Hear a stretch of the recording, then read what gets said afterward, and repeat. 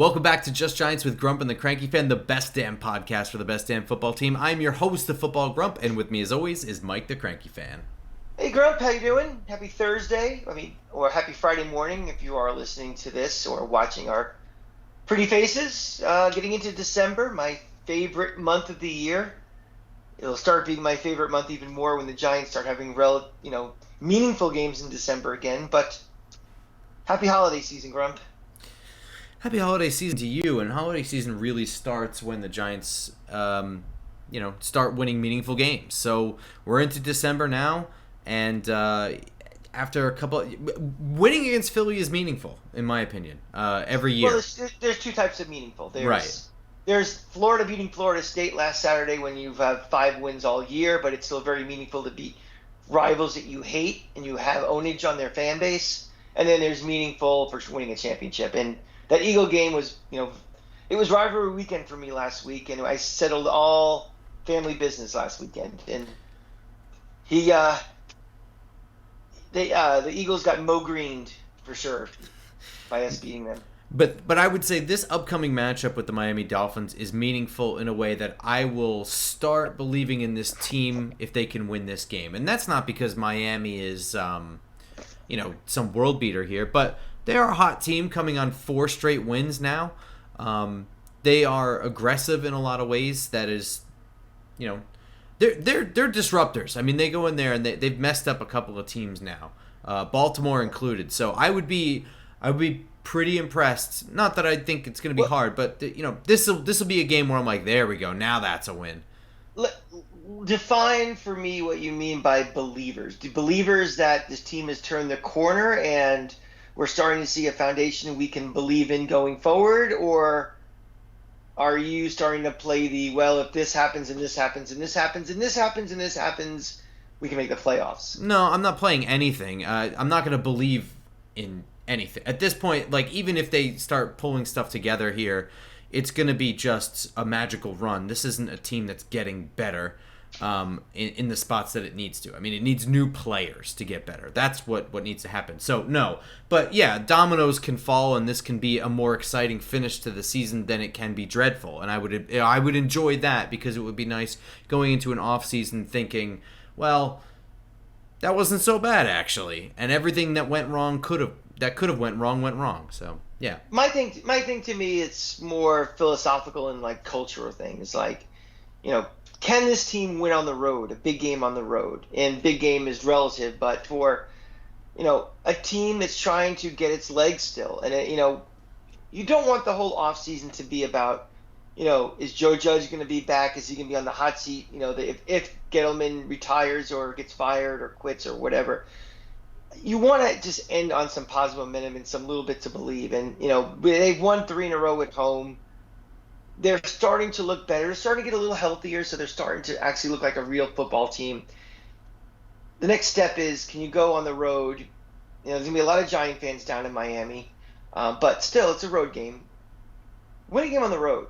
And it's going to be about stringing them together, too. I mean, it's these scattershot wins here and there is not the same thing as winning a couple in a row. And this is a tough team. This isn't they're a lower roster team, the Dolphins, but they are definitely building something, and they are not going to go down quietly whenever they go down. So no, they're trying to figure things out themselves also, and these games are very important to them as well.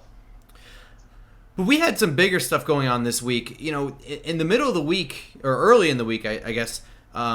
It leaked out that Daniel Jones suffered a neck strain, and then there were like some wild rumors that he might be like gone for the season on it, and they just weren't saying it. And then, like, within not even 24 hours, it started being reported that that was somewhat exaggerated and that he may practice, and then he indeed practiced, and now it's looking like Daniel Jones is just going to start on Sunday. They're fully preparing him to start Sunday. I guess it's still possible he may not, but at this point, I don't know.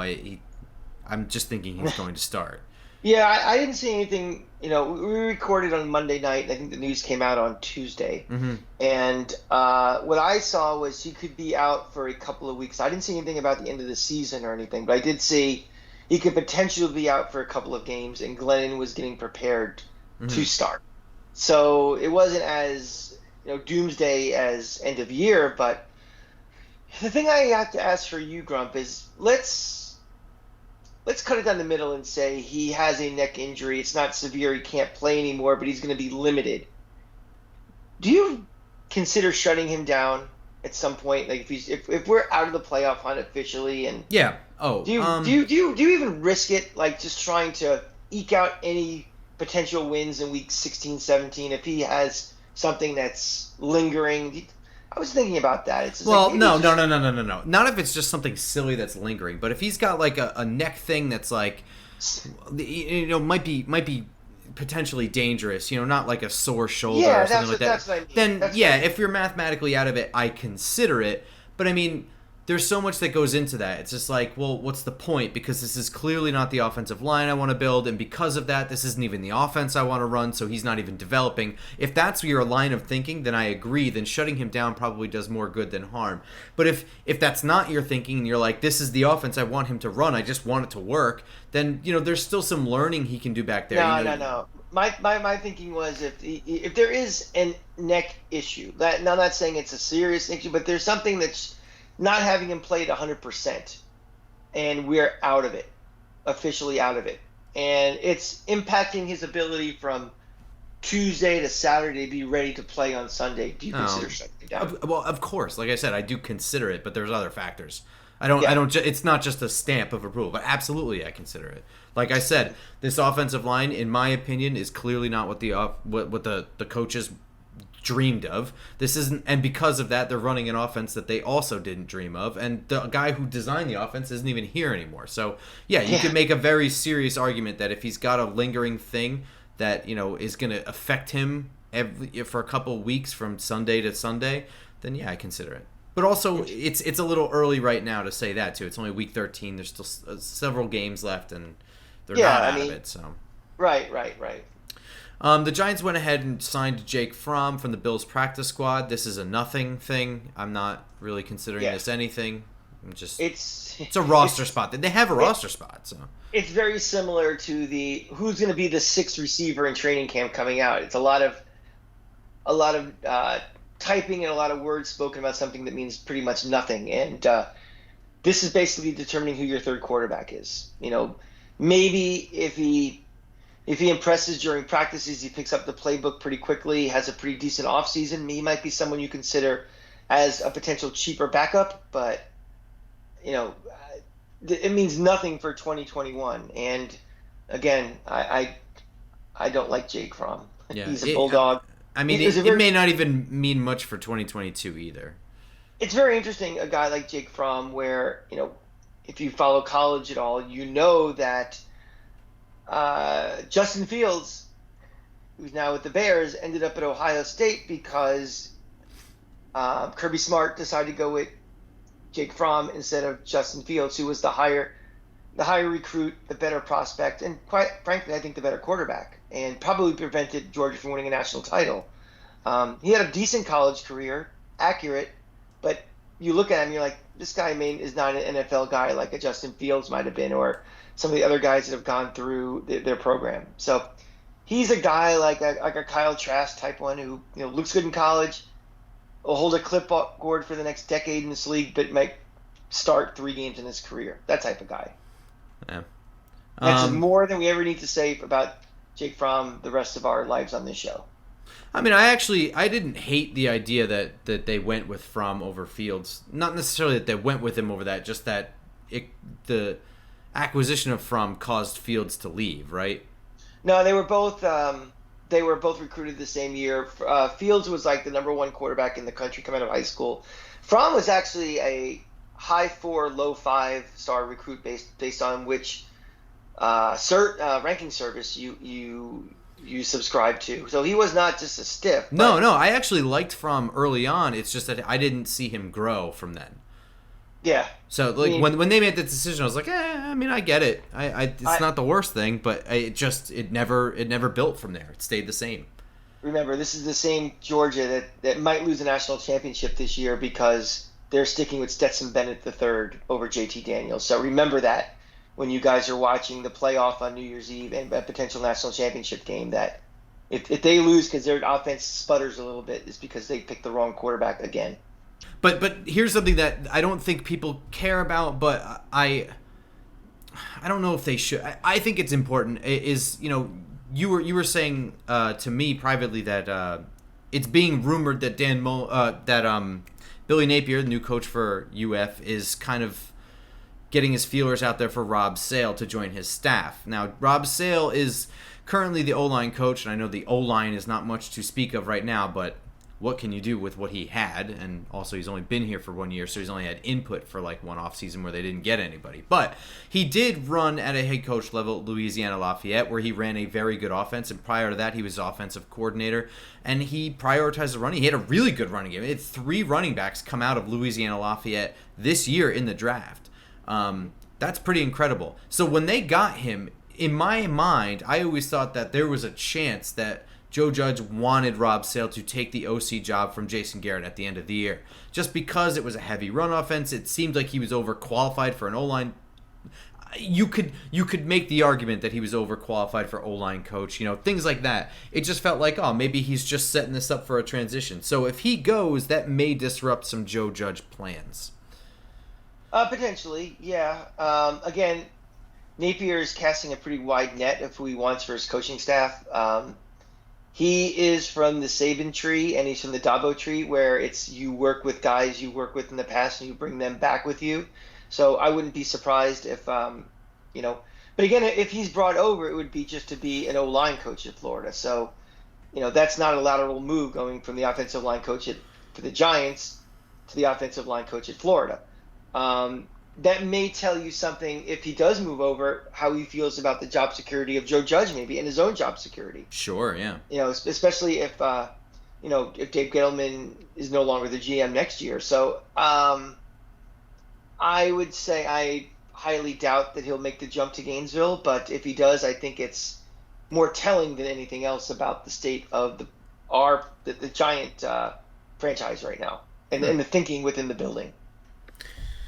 So let's pivot this back to Sunday, and it looks like we are going to get Logan Ryan back, though in what capacity remains to be seen. We know that Will Hernandez came back from COVID last year, and it definitely affected him. I guess. No, there was a drop-off. Yeah. He said that it took him a while, but he's a bigger guy, so, maybe... And also, at O-line, it's kind of an every snap position, even though they didn't do that with him. Right. DBs you can kind of filter in and out, and we do that anyway. So, I think we'll see Logan Ryan in some effective capacity, and it looks like Sterling Shepard has been practicing. There's a chance that he's going to play. That would be really huge for this offense as well. Yeah, Daniel Jones, if we have 4 weapons on offense, we really need to have 3 of them on the field at all times or available to play for this offense to have any hope, especially overcoming the issues with the offensive line, the issues with the running game. We've got to have the combination of Galladay and Toney and Shepard and Ingram and, all of these guys, as many of them as available as possible. And the more weapons we get back, the better chance we have for success. So it's good news to hear. Yeah, and we might get Kyle Rudolph back as well. He's limited with an ankle injury. But it doesn't look like we're going to have Adoree Jackson again, which that's going to be tough. We know Darnay Holmes is going to be out for a little while. Adoree Jackson is gone too. Rodarius Williams went out. So now we're really looking at Aaron Robinson taking on some full-time duty on the outside, which is not really ideally where he should be, and he hasn't really practiced a whole lot. Now, last week, he was able to fill in admirably and very well there. I think he only gave up like 1 catch. But he kind of gradually went into that position. There was no film on him. That would have been a mid-game adjustment. And, right. to his credit, they definitely did try to test him. He kept breaking up the passes. But this is going to be a little bit different. Going into a game, starting, the other team knowing that you're starting, it's just a different scenario. Sure. And also, you're thinking about it all week, too. When you're going in, they just throw you in. You don't have time to think or react, or you're just playing. Mm-hmm. Yeah. Now that he knows he's going to be playing, it's something you're going to be thinking about all week. And, we'll see how he adjusts, knowing he's going to be the man this week. What's your gut feeling on Jones playing this game? I think he's going to play. I think I don't know what sparked that original you know tweet that went out. It definitely seemed kind of premature a little bit and Well, he jumped the said he had gun. a source, right? Yeah, well, I mean, what does that mean? A I source? guess nothing. I Yeah, guess you're right.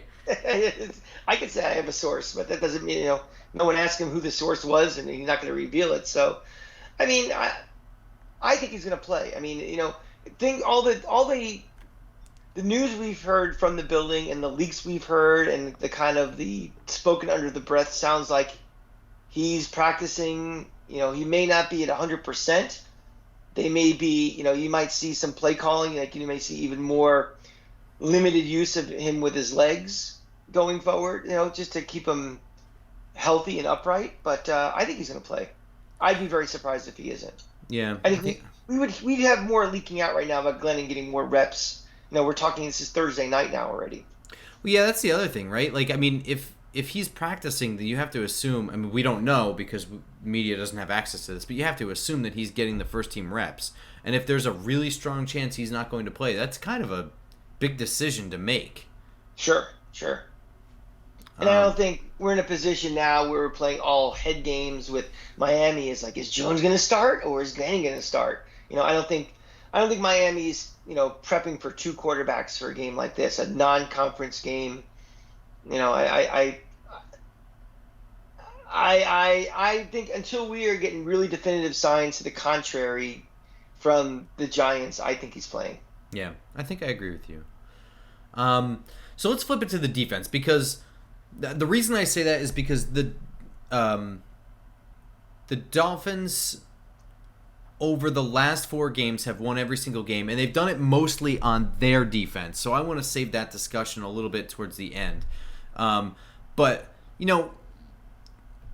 their offense has been kind of, even in this 4-game winning streak, just kind of functioning. Yeah, I mean, like, you've had a breakout game from, Jalen Waddle and stuff like that, but a lot of that is just, one missed tackle and he's gone. That's not a large accumulation of yards over the course of 60 minutes in a game. That's not sustainability. That's just a play that a great player made a play and capitalized. Yeah.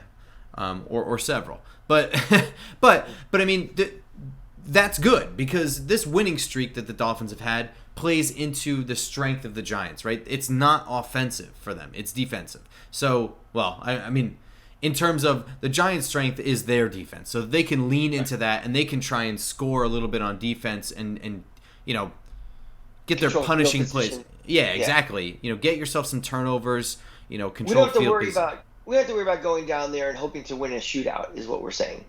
Yeah. And one of the main things that plays right into it is that Tua is a very young quarterback. He just finished his 16th game, so he technically finished his rookie season just the other day. That's amazing when you think about it. I mean, it seems like Tua has been in our lives for such a long time. It seems like, he was at Miami forever, it felt like, and then with the injury, and then it feels like he's been at Miami, and, everybody's so quick to run him out of town, like, they're going to draft another quarterback. It's like, you're right. He's played not even a full season yet in game amount. He's still, if the jury's out on Daniel Jones, it should be even more out on Tua right now. For real.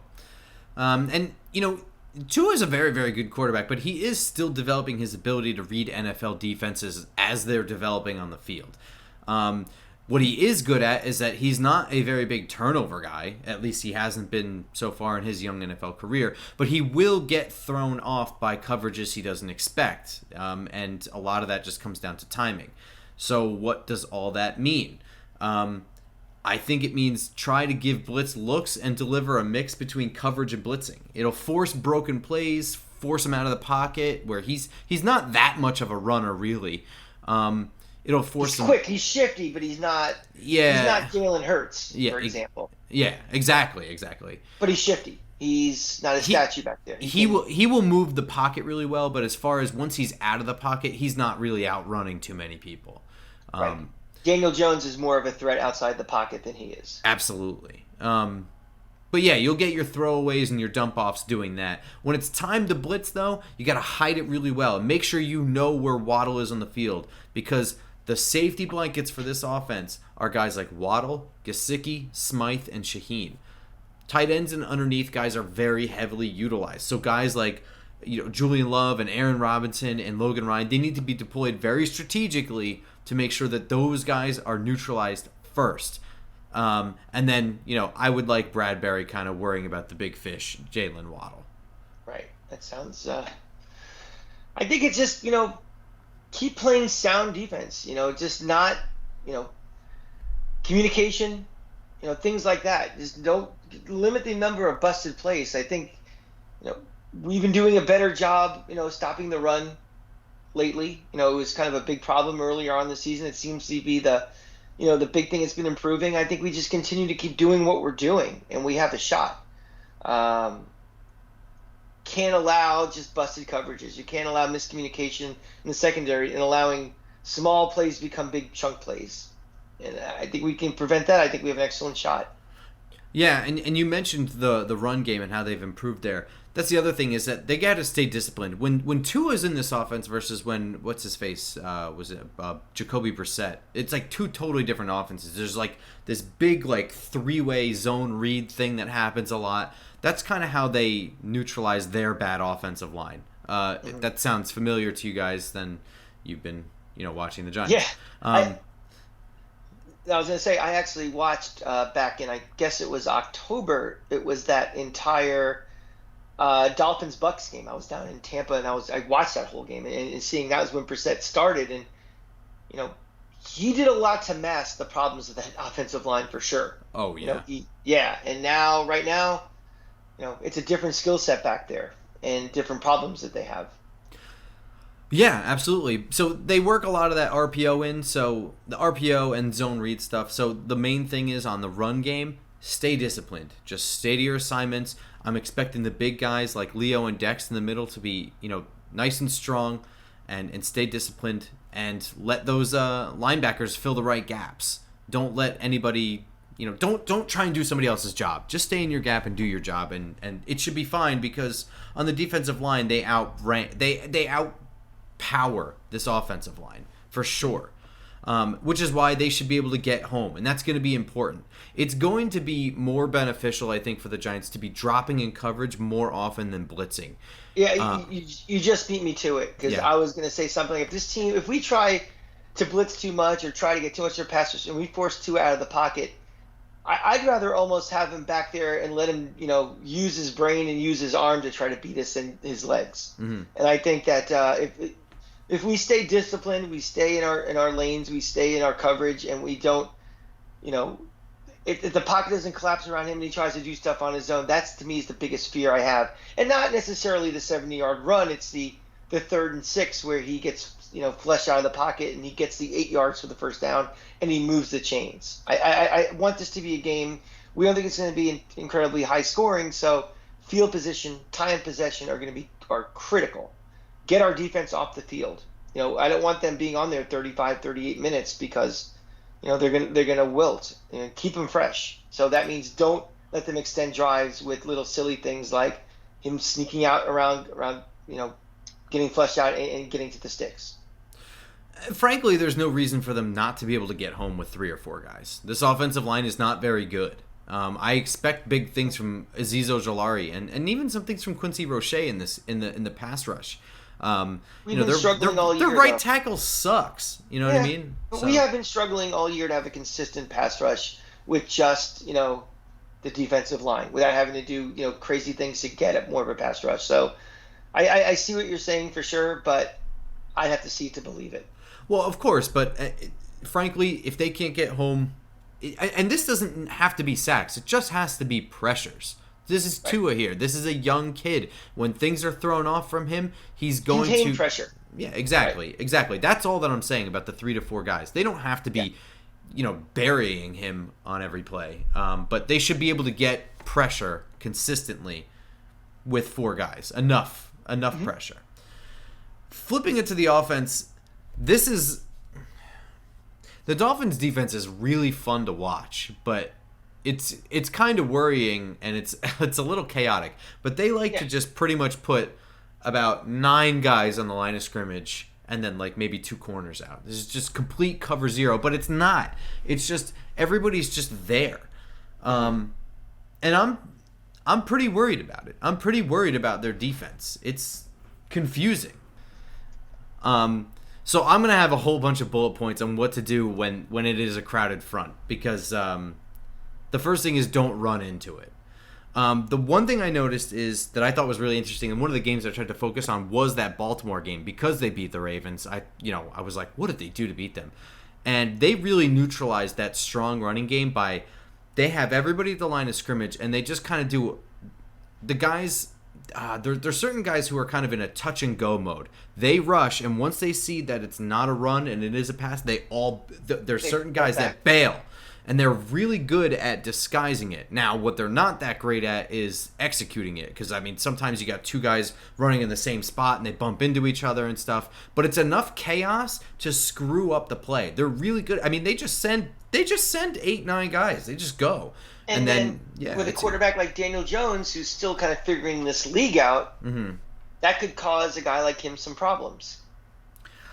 That, and I'm strictly talking about the running game here. The more guys that need to be blocked, the less good we are at it. And that might sound silly, but really the only time we can't win one-on-one blocks. We have one guy on this offensive line that could probably win a one-on-one run block, and that's Andrew Thomas. Everybody else is going to lose. So we get our success on open fronts. Don't even try to run, because even if they're going to bail out in coverage, they might be just checking to see if it's a run first and then bailing out. And if you have Saquon Barkley or anybody for that matter running behind this line into 9 guys, it's going to be at least a 0-yard gain. So I don't have the numbers in front of me, Grump, but Barkley's runs, how does he distribute running from the left side to the right side? I don't know, but I would say that probably depends more on if Thomas was playing or not. Okay, yeah. Than it does Barkley himself, or it may have more to do with the defensive front he's up against as well. And it was a pretty good overlap of when Thomas was out and when Barkley was out too. But yeah. So I think there might be something there, but it's hard for me to gauge that, because it seems, again, this is anecdotally and just kind of what I kind of remember at games and watching and stuff, is it seems like Barkley runs to his right more than he does to his left. It does seem that way, and I'm not really sure why. Does more of his dancing cutting this way to his right. Oh, do you mean the attack point, or where he actually like the designed attack point, or where he actually ends up going? Both. Okay. Yeah, I would say his improv, without having the numbers in front of me, it seems his improv is towards the right. Mm-hmm. So that kind of, again, I don't have the numbers in front of me to say that that's necessarily the case, but it just appears to me that, Thomas is your best offensive lineman by far, and the running game seems to run a little too much away from him as opposed to using him as your strength. Now, somebody out there, in Twitter land, please prove me right or prove me wrong on that, but that's just my kind of observation. You might be right. Be first. The other thing to do when you have that crowded front that they're going to put there, and they're going to do that a lot, it's going to be almost 50% of the game. If not, it'll be more. Utilize a lot of quick outs and checkdowns. Shepard, Ingram, Rudolph, Barkley, they're going to be the big players here to pay attention to. They just one cut and win. The short area quickness to just win quickly is all that's needed. Just get those chunks of yards. What you'd normally get running the ball, the 4 or 5 yards, you want to get with these kind of here. Whenever they crowd that line of scrimmage. For Barkley, you could split him out wide, I guess. He doesn't seem to catch the ball in space very well. When it's an actual line drive, when it's him catching a check down or like a dump off, he's got great hands, but he's not really Christian McCaffrey out there. I see something about Barkley, and I don't want to go a little bit of a tangent here, but do you think it's possible that at some point, because he's been pretty awful this year since he's been back, and again, a lot of it's because he's not 100% healthy, but he just is not the same running back he's been before the injuries, that do you actually see him maybe getting second team reps and Booker being our primary running back for the rest of the season? No. Just don't see it. I'm not saying it's deserved or undeserved. I'm just saying I just don't see it happening. Okay, because to me, he stinks right now. And yeah, he broke off that one run on Sunday for like 30 yards or something. That was great and all, but just, you know, carry in and carry out, you're getting really next to nothing out of him. You're getting nothing out of him from pass blocking. You're getting really nothing from the running game. At what point is it just like, the running game is suffering to the point that maybe Booker gets, more of the load running the ball than he does. And I know his name is Saquon Barkley, and that carries a lot of weight and, a respect with the coaches and everything. But practically, should he really still be the starting running back on this team? Well, are you asking me who's going to end up with more carries or who is going to start the game? Because I don't think it will never be that he doesn't start. Yeah, I don't think starting, because that could be you run the first, play or the first series and then, the rotation switch. But, the guy who's, by design, they want Booker in more. I don't think it'll never happen. I don't think it'll ever happen, but I think that you're right. Like, it should. I just don't think it will. There will be days where Booker gets more carries, and the excuse will be he was just a hot hand. It just was working. Or, whatever. They're going to make very little out of it, but I don't think they're going to go into a game with a game plan to give Booker more carries than Barkley. I don't see it yet. I have no reason to see it. Why they haven't done it yet? Yeah, I'm not making this into a bigger conversation about contracts and something in the future. That's for another day. I'm talking about for the rest of this season and the here and the now. And, they are still trying to win football games. They're still mathematically eligible for the playoffs. They want to build momentum going into the offseason. They want to evaluate what this offense can do. And right now, he's kind of a nothing. No, I agree with you. So other things to do when they crowd the line of scrimmage, mix in some occasional deep shots. If you only do one cut, if you're not going to run against the crowded front and you're going to run some quick outs and just quick passes and one cut moves, if you only do that, it's going to lead to turnovers. They're going to sit on routes and balls are going to get bounced up in the air or routes are going to get jumped. So mix in some double moves. What do they do for you? Well, if you don't think you have time in the pocket to do a double move, just understand that double moves don't have to end in completions, because double moves on single coverage lead to penalties first and foremost. And this Dolphins secondary will get holding penalties in this defense. It also makes the defense coordinator think. It softens the defense. Exactly. It's like, they are going to be more aggressive today. They are going to take some more shots, and maybe you'll see, another safety creep back a little bit, or they're not crowding the line of scrimmage as their original game plan. If you don't test them, they're not going to change. So, yeah, if it ain't broke, why fix it? So, the possible outcomes of a play are a completion, which would be fantastic, a DPI, which would be fantastic, or an incompletion. It just kind of makes them think and makes them reevaluate. All three of those things are positives. So it's a two-level thing. It keeps the defender himself honest. He's not going to be able to cheat or crash down. He's got to really watch. He's got on every play, or else he's going to get burned. He doesn't want to get burned. And it also makes, Josh Boyer, the defensive coordinator, think about how often he wants to call that stuff, because even if it is incomplete, like you said, it's like, wow, he got behind him though. If he completed that, that's a touchdown. You know what I mean? So all of that is very important, and the most important thing it does is for that defensive coordinator to move to more traditional fronts, because then the Giants can do the things that they need to be able to do. They can run between the tackles and hard. They can run zone read. They can run RPO. They should try to keep Jones in the pocket for as long as possible and let his receivers cover the field at multiple different levels. Let him read the field.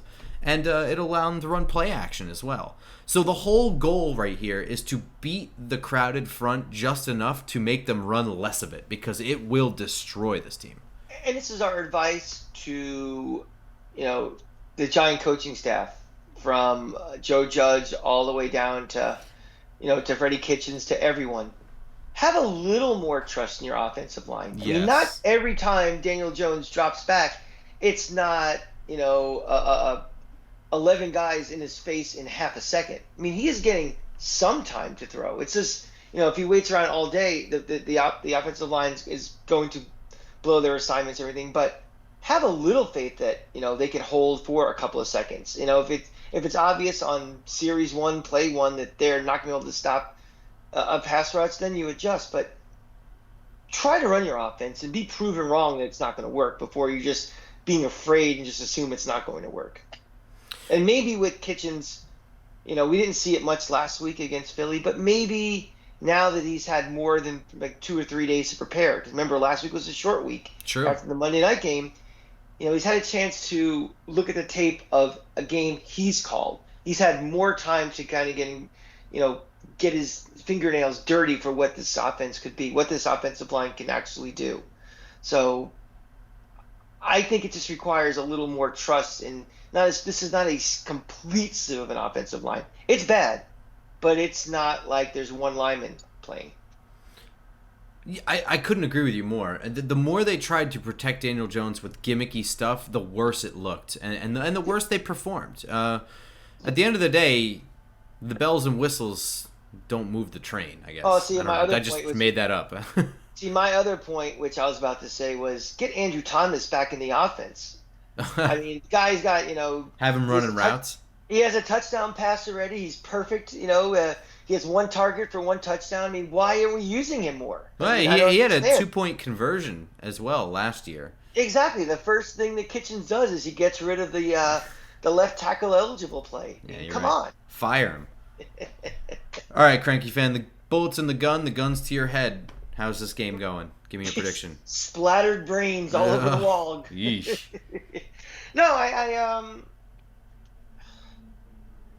I say this every week. This is such a wonky league. It's such a crazy league and a crazy season. I won my survivor pool. That's all you need to know when a mush like myself can predict games to win money in this league. I think the Giants are going to pull this one out. I think there's going to be a lot of Giant fans down in Miami. Probably Grump and I are probably the only two that won't be down there. There's a lot of people who live there. We're poor. We need sponsors. Big miss on our part. Well, if we had sponsors someday, they can afford to fly us to more than one game a year. But I don't think it'll be the big home field advantage that other places might afford against us. I think this team is just getting healthier. I think they're playing better. I like the way the defense has been playing. I think that Tampa Bay game was just as, you're playing the Super Bowl champs on a Monday night national TV against the best quarterback ever. Everything went wrong. I think that was a bit of an anomaly for how this defense has been improving for the last several weeks. And I think what you saw last week was maybe an extreme in the opposite direction. That's maybe not that good, but it's trending better. And I think the way this team has been playing, I think they can give Tua some fits. I think there'll be a bunch of turnovers in this game on both sides. I think it'll be kind of a little ugly and sloppy, but I'm going to have the Giants coming away and winning 17-14. Wow. I have pretty much the same feelings. I have a really good feeling about our defense in this game. I think Tua is more inexperienced than Daniel Jones. I think our defensive secondary is a little bit more sound than theirs. I think the defensive line. I think our defense is just better right now and will cause more problems. Not to mention, I still don't know which center is going to be playing for Miami. And Tua was having a lot of trouble with snaps last week. A lot of trouble. It basically was like a gimme for Carolina on a end of the half field goal. But I think this is going to be a sloppy, crappy game. It's not going to be exciting for anyone not interested in either one of these teams. But for Dolphins and Giants fans, this one's going to be at each other's throats. But I have the Giants pulling this one away 20-13 with a defensive score. Ooh, juicy. I like that. Mm-hmm. Around the NFC East, though, Philadelphia is headed back to MetLife to play the Jets. Is that right? Yes. Wow, that sucks. Philly's got a pretty easy schedule the rest of the way, but if they play like they did against us, it doesn't really matter. Mm-hmm. Having said that, they are playing the Jets. They'll win. I don't know, man. I something about this makes me feel like the Jets kind of have something building with their running game. I don't really know how or why, but I just have this feeling that Philly is screwing up a little bit here. And I think there's some tape on Hurts and how to annoy him. So I have the Jets actually pulling this one off, but I think it's going to be close, something like 23-20. Okay. Dallas is currently battling New Orleans right now. I'm going to predict with about a minute left in the third quarter, they're going to have about a 20-10 lead, and with New Orleans driving. That'd be my prediction. It's actually what's happening right now as you're recording. I wrote my prediction down for this game before the game started, and I have it at 38-17 Dallas. I really thought they were just going to blow the wheels off of them. So maybe I'm wrong, but I still have Dallas winning this game. Yeah, like I said, it's 20-10 late third quarter right now, and this drive will determine if this is going to be a close game or become a blowout. Dallas is in. Hill is not an NFL starting quarterback, in spite of what his agent thinks he is for contract considerations. But Dallas is still the class of this division, unfortunately. And I guess any of the talk about the Giants making the playoffs at this point is wild card, right? Do we really have any expectations that we can make up 3 games on this team? No. I mean, barring a significant injury to somebody on Dallas, where they're just going to end up losing the season, which I guess is just Dak, right? At this point, yeah. Barring that, then it's wild card only. So agreed. Washington takes on Las Vegas. I have this one was hard. I think they're both pretty evenly matched. I have Vegas winning this one, but I could go either way, 26-24. I am very close. I had Vegas winning a kind of moderately scoring game like that as well, like by a field goal. They're both kind of Jekyll and Hyde teams. Mm-hmm. They're 2 teams that the Giants beat Vegas, and I wasn't overly impressed. And then they've looked at other games this year too. So they are classic cases of wonky NFL, 2021. Yeah. Where nothing would really surprise me with either of these teams. No, not at all. We're assuming that the Washington football team will be looking for a quarterback this offseason, correct? They're not going to stick with Tyler Heineke going forward. I have to assume that. I just don't know how they want to go about it. I don't really know their cap situation, what quarterbacks are on the open market. I don't think they're going to... I mean, would that not be the most Daniel Snyder thing in history if they got Deshaun Watson? What a place to not visit. You just you trumped my ace, because I was gonna be like, would it be so Washington to trade like 5 number 1s to move up in this draft and try to get whatever, in a not very, top end quarterback draft, but like throwing all their chips in to try to get, a guy like Matt Corral, who would be. I don't know if Ron Rivera is that silly. You know what I mean?